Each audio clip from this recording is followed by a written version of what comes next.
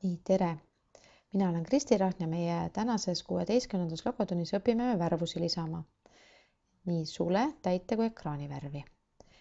Kui arvuti ekraanile nüüd tahta värve panna, siis tegelikult segatakse seal kõik värvused kokku punasest, rohelisest ja sinisest värvitoonist ja edasi antakse neid numbritega.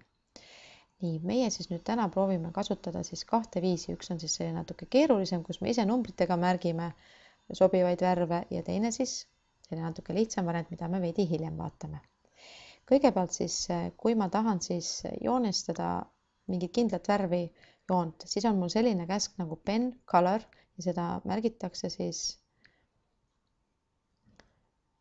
set pen color ehk siis set PC ehk siis ma määran sulele värvuse.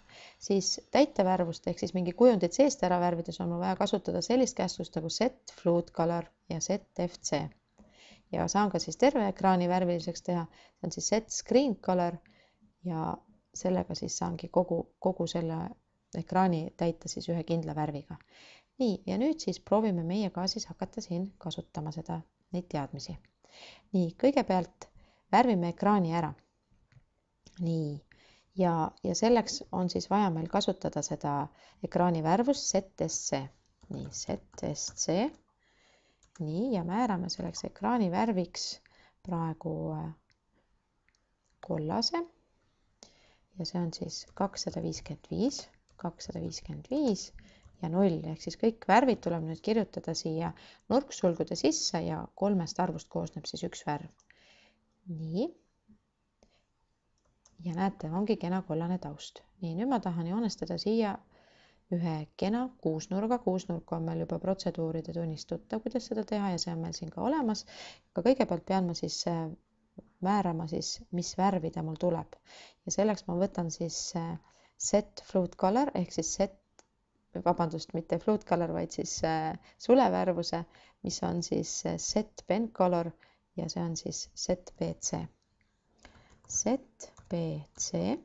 Nii, ja valime selleks värviks siis näiteks sinise 0, 0, 255 ja sulg kinni.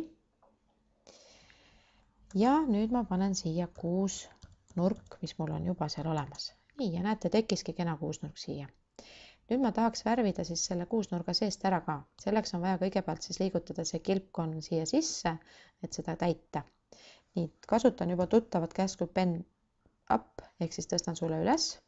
Nii, nüüd ma pööran 45 kraadi, et ta sinna sisse ikkagi liiguks ja liigutan siis edasi ka, paneme 20 sammu.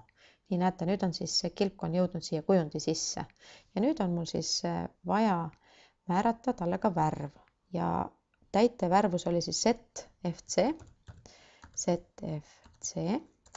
ja nurksulgude sisse siis värv, et meil on siin kena kollane taust, sinine joon, et võtaks nüüd siis teeks äkki punase seest.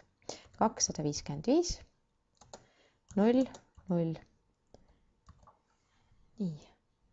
Ja siis ma pean veel siia kirjutama sellise asja nagu fill, ehk siis täida see kujund, et ma olen praegu värvi valinud, ma olen liigutanud selle kilpkonnase sisse, aga nüüd ma pean ta ka täitma. Ja panen enter. Ja näete, saigi kena selline punane kuusnurk siia.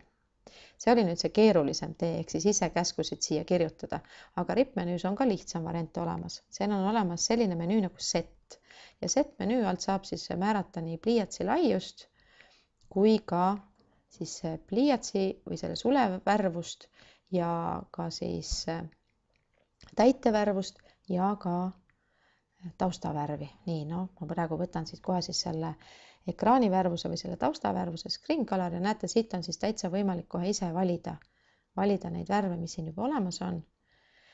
Ja valides siit värvi, näiteks ma võtan praegu selle, panete OK ja ongi korras. Nii et tegelikult saab täpselt samu asju teha, nii nagu me praegu siin sisestasime, saab siis siit valida ka. Nii, aga nüüd mõnusat katsetamist teile. Proovige siis ise nüüd töölehe pealt teha näiteks ühele kujundile, värvilisele kujundile protseduur, kus te lisate ka värve ja vaadake, kuidas see teil õnnestub. Mõnusat katsetamist, kohtume järgmises tunnis.